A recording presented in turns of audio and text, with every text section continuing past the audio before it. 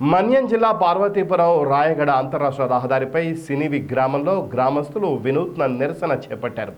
ఆదివారం సాయంత్రం ఈదురుగాలులు వర్షాల కారణంగా గ్రామానికి కరెంట్ కట్ చేశారు అధికారులు. అప్పటి నుండి దాదాపు 30 గంటలు గడుస్తున్న అధికారుల నుండి స్పందన లేకపోవడంతో హైవే మీద నిరసన వ్యక్తం చేశారు గ్రామస్తులు.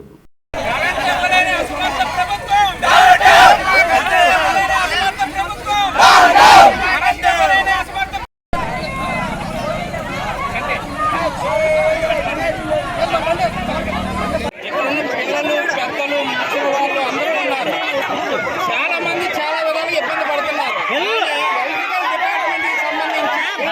ఏ ఒక్కరు కూడా స్పందించట్లేదు. ఫోన్లు చేస్తే స్విచ్ ఆఫ్. ఇక్కడ ఉన్న వాళ్ళు ఎంత ఇబ్బంది పడకపోతే ఇప్పుడు రోడ్డు మీదకి వచ్చి ఆడవాళ్ళు ముసలి వాళ్ళు అందరూ కలిసి రోడ్డు మీదకి వచ్చి ధర్నా చేస్తున్నారంటే దానికి కారణం ఎలక్ట్రికల్ డిపార్ట్మెంట్.